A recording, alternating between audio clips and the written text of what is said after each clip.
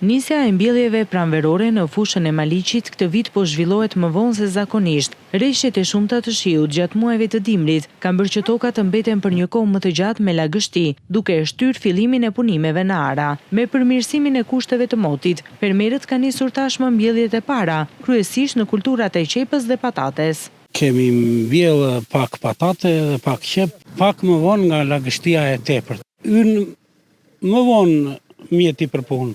Vitin e parë kishim më shumë se si vjetë se kemi frikë nga mos shitja e mallit. 15 hektar patate dhe 5 hektar qep.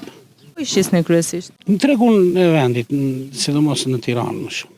Fermerët e zonës shprehen se ky sezon kërkon më shumë mbështetje, veçanërisht sa i përket kostos së naftës, e cila mbetet një nga shpenzimet kryesore për punimin e tokës dhe procesin e mbjelljeve.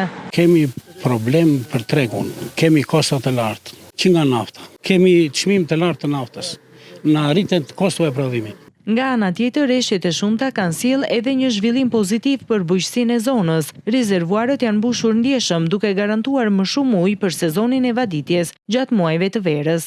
Mbjelljet e pranverës kanë ecur deri diku shumë mirë, por kanë patur disa probleme në zonat të caktuara ku kanë patur tepritje të lagështisë dhe kjo ka sjellë në vonesën e mbjelljeve, por besoj se janë ende në kohë. Rreshtet kanë qenë në sasi jashtëzakonisht të mëdha dhe mbledhcat janë të mbushur, që do të thotë që me një menaxhim të mirë në këtë vit duhet të kemi një ujitje më të mirë se sa viti i kaluar që ishte shumë i thatë. Fermerët shpresojnë që kushtet klimatike të vijojnë të jenë të favorshme dhe që ky sezon të sjellë një prodhim të mirë për kulturat kryesore bujqësore të fushës së Maliqit.